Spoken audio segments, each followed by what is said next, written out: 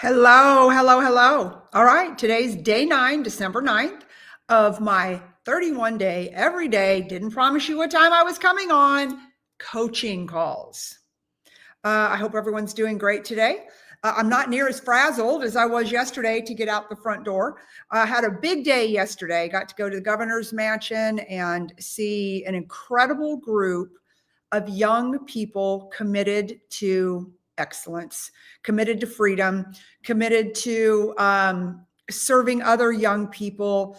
Anyways, it was the Club America and TPUSA event at the governor's mansion when the governor was making some proclamations. Anyways, it was really awesome. Those of you who know me, who follow me, know that I have got such a heart for this next generation. I've got a heart that we need to stand up. I'm writing a book about it, so that's how much I care about it. That we need to stand up and we need to support the ones that will come after us. And we need to show them what courage looks like. And so that's what we're going to talk about today, is that courage is a daily decision. And I think that it takes a lot of courage sometimes to stand out, to tell people what you believe, to walk your walk, to walk your talk. I think we've lived in a society for a long time that has been just so cancel culture. Boy, my shirt is bling-y on the light in here. And so, so taking that's my personal feeling on courage, and my personal feeling that I've always lived by, that I'm not going to stand down. I'm going to say what I believe. I'm going to walk my talk. If you like me, you love me. And if you don't like me, you hate me. That's what I have found over the years, and that's okay. But what does it take to have courage in business? All right. What does it take to have courage in business? And when does that courage cross a line? All right. I think that's a good thing to talk about today.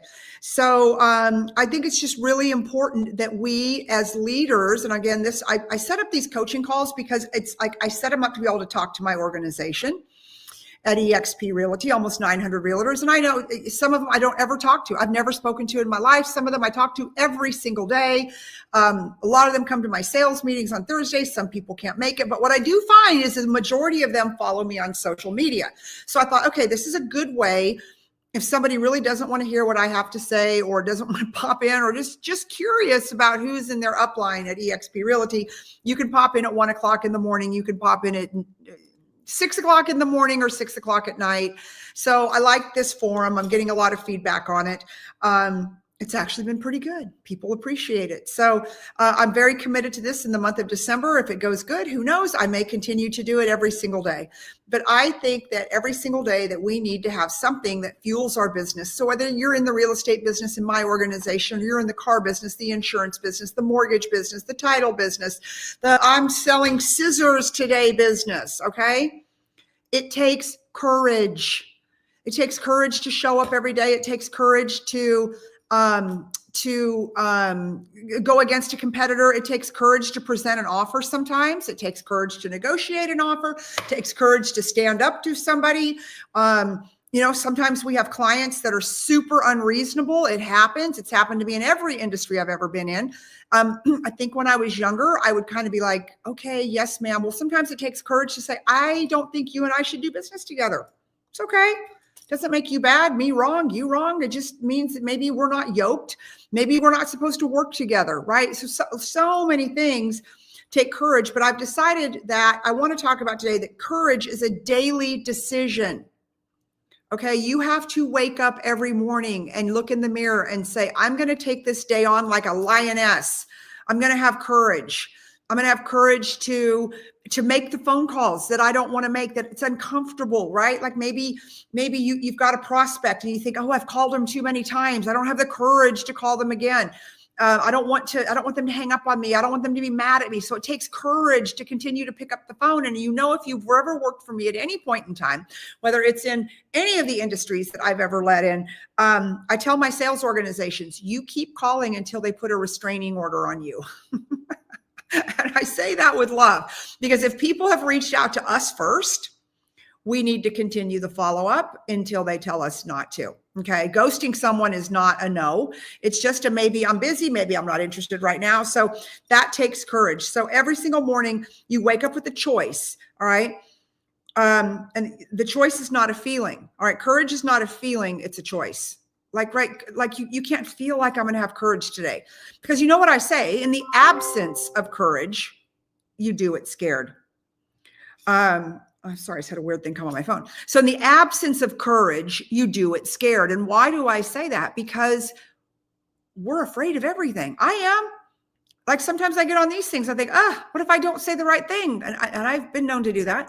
What if I goof up? What if my mind goes blank and now I'm live and these people are going to watch it, right? So sometimes, or I get up on a stage to go speak, and whether the room is 100 people, 1,000 people, I've spoken up to 10,000 people in a room before. Like you get up there and you're like, what if I freeze? So in the absence of courage, you still have to commit. So you do it scared. And just know that most things in life we're going to do scared. It's scary to change jobs. It's scary to change professions. It's scary to get out of an abusive relationship. It's scary to get out or to fire a client because you're thinking, oh my God, that might be the only client I ever get. Well, sometimes you need to get rid of them. It's okay. Sometimes it's okay to fire friends. People are in your life for a reason or a season. That doesn't make them bad people, but sometimes you have to understand that. What was the reason this person was put in my life? What is the season that they were put in my life? And you have to have courage to walk away from something. You've got to have courage to walk away from abusive people in your world, abusive job situations. Are you working in a situation where you're not fulfilled, you're not fortified, you're not rising up, you're not doing better, you go to work every day and you got this pit in your stomach and you're like, I hate my job? Then I want to give you the courage today to find a new job. I've had jobs like that where you just walk in with a knot in your stomach. Okay. And I'll be the first one to tell you, sometimes it takes you longer than it should to walk away. Walk away. Walk away. Because there's other things out there. Because now I look at the job I have today and I love it. I love it. I love the people I work with. When I say I love it, I mean to my soul, I love these people that I work with. They are phenomenal. And many of you out there that are watching this, we work together. And I could not ask for a finer group of people to do business with and to do life with. I am so grateful. It's not always been like that. I've had a very long career in a lot of different industries. Okay. So to be able to say that today, but I had to have the courage to step out and go into a new industry, which was real estate. And I found a mentor who's become one of my very best friends, Hoss Pratt. You guys have heard me talk about it, but he gave me the courage even when I didn't have the courage to even make an announcement that I was going into real estate. You know why? I'll tell you this story. I was like, okay, I did it. This is great. I'm going to work with Tarek El Moussa. I'm going to work with this guy, Hoss Pratt. We're going to build the largest real estate team. Like this was the talk track. Okay. And so I do the paperwork. I get my license. I get all signed up. Life is great. And then it was time for me to go live with my announcement. And I started getting this like pit in my stomach and this anxiety come over me. And I know you guys who watch me are like, oh, there's no way. Like, but guys, it's real.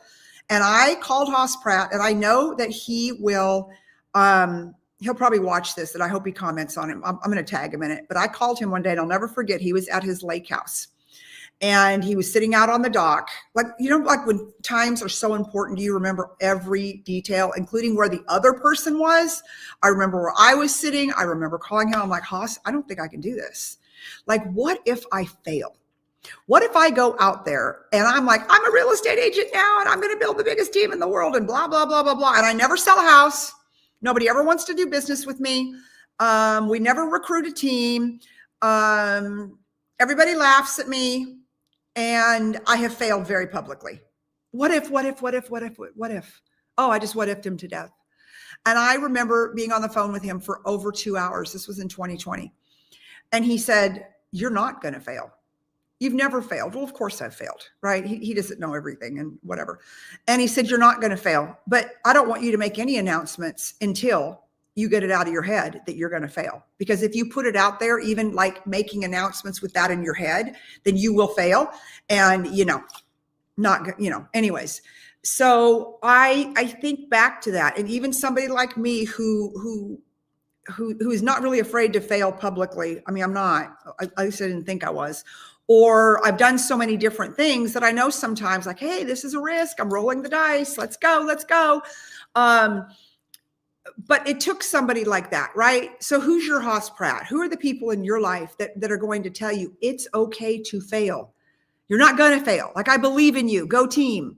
But fail forward and fail fast. I'll tell you that. If you've got the courage to jump out and to go do something different in 2026 than what you're doing today, then fail fast. I've only had one business project that I think was a failure, and it was after I left the car business, and it was something I did in between the car business and real estate, and it was a good idea. It was a great idea, but just something about it just didn't work. So anyways, I failed fast, stuck a pin in it, and moved on. And that's what you have to do. Like, you don't need to stay in something that's not winning for you. So courage is a daily decision. So the greatest leaders, the strongest people, the people who change culture, raise families, and build businesses stand for truth. They aren't fearless, they're committed. That actually comes out of my book. They aren't fearless, they are committed. In the absence of courage, do it scared. None of us are fearless. Don't kid yourself. I am not fearless. I just do it scared. I do it scared all the time. All the time. All the time. When I walk into something, I'm like, ugh, I wonder if this is going to work out for me. So I got two choices right now. I can have courage and I can walk in and try to get the deal done, or I can have fear and I can never have a deal, or I can choose to do it scared. And the fun part about doing things scared is that when you win and when you succeed, that like builds your success tank, right? It builds inside of you that, you're a little less scared the next time, right? You're a little less scared. Courage is telling the truth when silence feels better. And courage is leading when you feel like hiding, because courage isn't loud. It's consistent. Guys, my book is so good. I will not even lie to you. I was driving yesterday with my friend. We were going to the Capitol, and literally I was reading her, and she was like, this is so good. She's in the book. And I was like, I know, I think it's really good.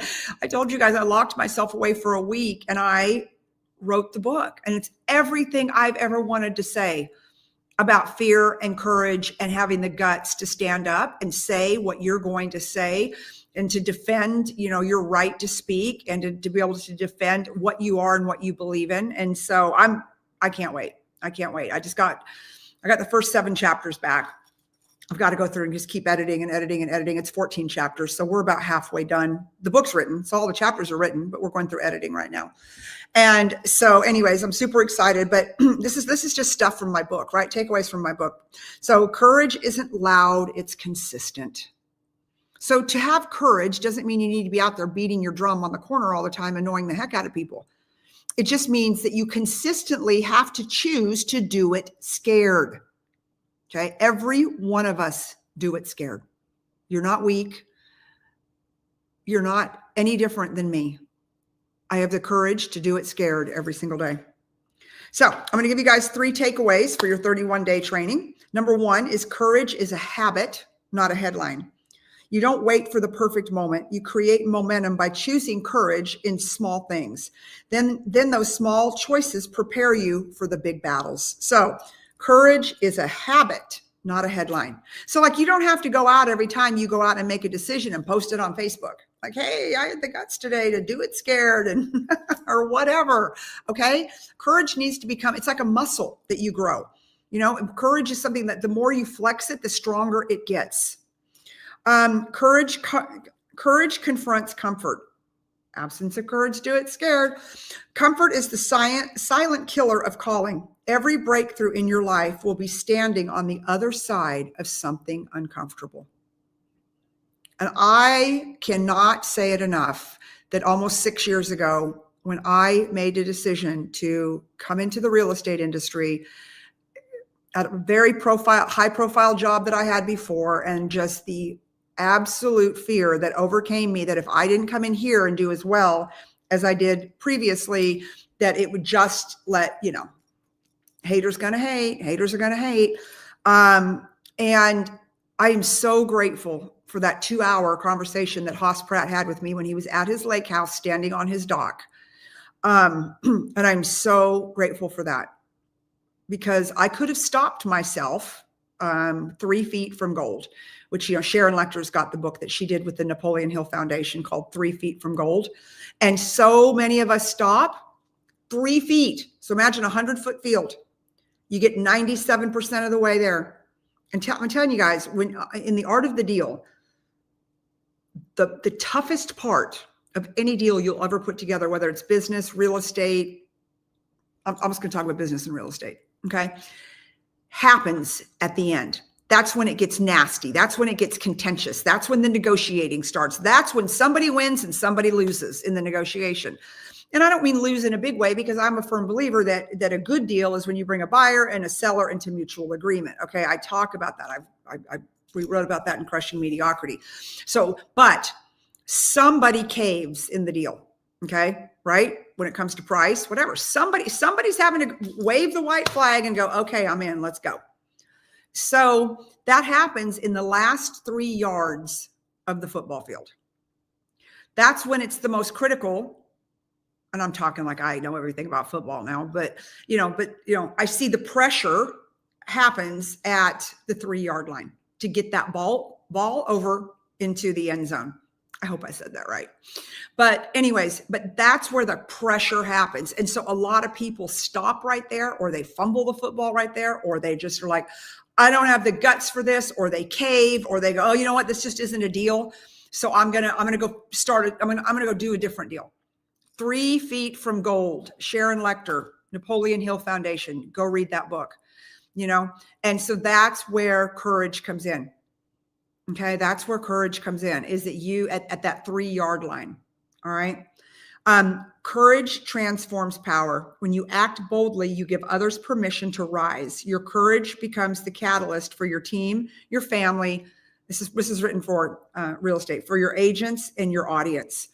Right. So I look at myself as a leader, and I know that my team, and those of you who are watching me, sometimes you will come to me to go, what do I do? And I'm like, okay, let's go. Come on, you and me. We're going to have the guts to get this thing over the finish line. And so I want you all to work on your courage, but I want to leave you with today I say it every time I speak. It's very sticky. It's something that I believe in. Like I had a plaque made for my house. I've got a jacket my friend Nick Cotto made for me. And in the back of the jacket says, in the absence of courage, do it scared. And I've used that jacket. I love it so much. She's amazing. She graduates from college on Thursday. I'm going to her college graduation. But I wear that jacket sometimes, and people are just like, wow. And I'm like, yeah, just understand, courage isn't something that comes natural to any of us. Fear does. Fear's real. Do you know that of all the emotions that you're born with, fear is one that you are immediately, like a child, like a newborn child immediately knows fear. Okay. So fear we're born with, and it never leaves us. Okay. It never leaves us. So we're all fearful. It's how do you manage the fear? I manage it by accepting it. Okay. I accept the fact that I have an absence of courage on a daily basis. So I may as well. So the only way I'm going to get stuff done is to do it scared. And sometimes it works out and sometimes it doesn't. But it does fill my courage tank when I move forward, even in fear, and not always winning, right? Not always getting what I want, but just the fact that I did it. I'm like, okay, winning, And so it's a win for me personally. It may not be a win for the deal. It may not be a win for anybody else in the room, but it's a win for me because I stood up. I presented it. I did it. I made the call. I fired the person I needed to get rid of out of my life, maybe. Like, it's critical. It is critical. It's so important that in the absence of courage to go ahead and do it scared. I love you guys. I will see you tomorrow.